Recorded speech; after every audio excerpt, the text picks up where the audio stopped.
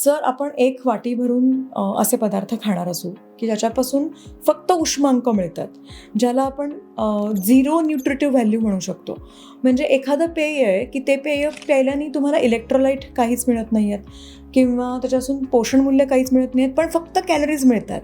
Okay, तर असे पदार्थ किंवा अशी पेय आपण जेव्हा शरीरामध्ये घेतो त्याचा दुष्परिणाम कशावर दिसतो, तर आपल्या गट हेल्थवर दिसतो.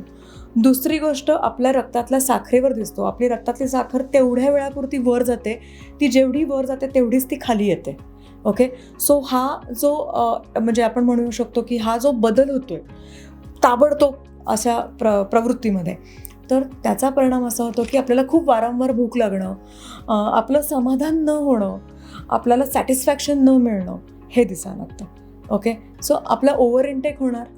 ओके, आपला मेंदू कन्फ्यूज होणार की आपण हे पितोय किंवा आपण हे खातोय याच्यामुळे आपल्याला फक्त आनंद मिळतोय, फक्त डोपामाइन मिळतंय की नरिशमेंट मिळतंय.